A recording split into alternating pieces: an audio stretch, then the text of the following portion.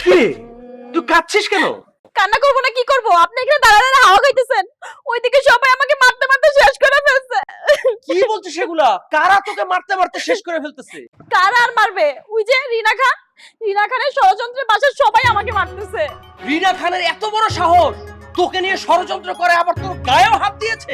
হইছে থাক, আর দরদ দেখাইতে হবে না। মা মাত্র 2 দিনের জন্য বাড়িতে গেল আর বলে গেল আমাকে একটু দেখে রাখার জন্য। আপনি কি করলেন? আপনার সামনে সবাই আমাকে মারতেছে, আপনি তো কিছুই করতে পারতেছেন না। হুট করে তোর গায়ে হাত দিল, মানে তুই কি অপরাধ করেছিস? সেটাই তো মামা, আমি কি অপরাধ করছি আমিই জানি না, তারপর সবাই আমাকে বলতেছে আমি নাকি অপরাধী। মানে আমি না কিছুই বুঝতে পারতেছি না, তুই দয়া করে আমাকে একটু বুঝায় বলবি?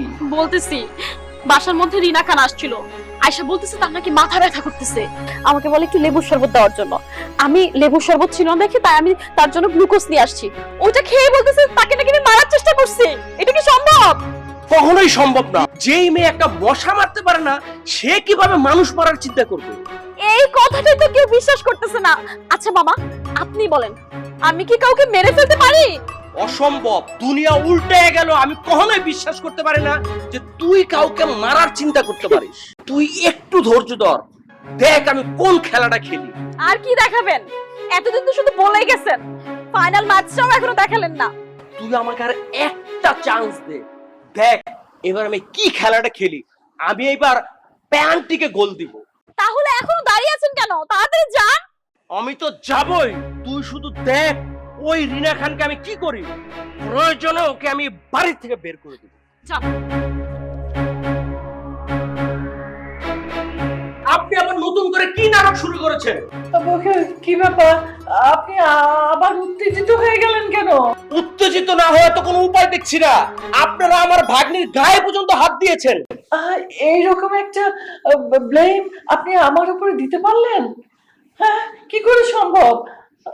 আচ্ছা, আমি যে আপনার ভাগ্নের গায়ে হাত তুলেছি সেটা কি আপনি নিজের চোখে দেখেছেন? না, দেখিনি। তাহলে আপনি কেন উল্টাপাল্টা ভাবছেন? আপনি কি দেখেছেন আপনার ভাগ্নিকে আমি মেরেছি?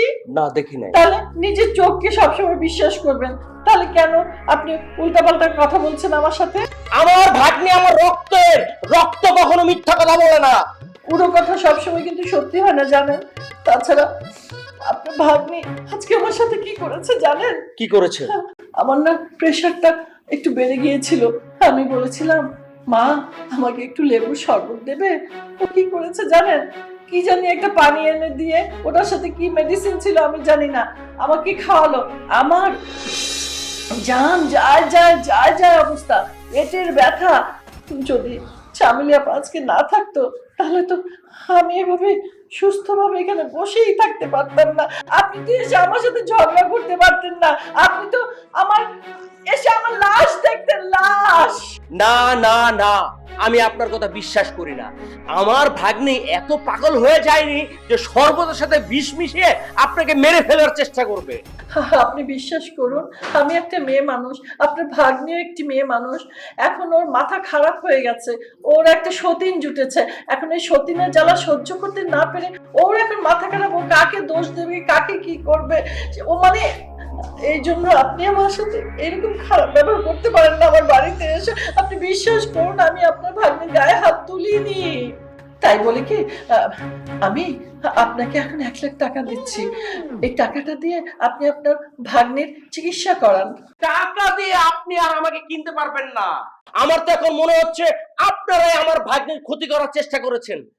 না না না, আপনি খামাখায় আমাকে ভুল বুঝছেন। আমি আপনাকে টাকা দিয়ে কিনতে চাইনি, আমি আপনাকে টাকাটা দিয়েছি উপহার সামগ্রী হিসেবে। ঠিক আছে, তাহলে আর আমি কখনো আপনাকে টাকা দেব না। আমি কিন্তু আপনার ভালোই চেয়েছি, আপনার ভাগ্নেরও ভালো চেয়েছি। আমি ভেবেছি আপনি একটা ভালো মানুষ, কিন্তু আপনার ভাগ্নের কথা এসে আপনি আমার সাথে এমন খারাপ ব্যবহার করলেন। থাক, ঠিক আছে, আর আমি কখনো আপনাকে টাকা দেব না। আপনি আমাকে ভুল বুঝবেন না, আমি আসলে ওইভাবে আপনাকে বলতে চাইনি। আমার ভাগ্নির মাথা হয়তো একটু খারাপ হলেও হতে পারে, ঠিক আছে, সেটা আমি দেখবো। ওর যদি চিকিৎসা লাগে আমি সেটাও করব। আপনি যে টাকাটা দিতে চেয়েছেন টাকাটা আমাকে দেন। এই তো আপনি ব্যাপারটা বুঝেছেন। আসলে সত্যি আপনি একটা ভালো মানুষ। আপনি একটু বসুন, আমি টাকাটা আনছি। আপনি খুব ভালো।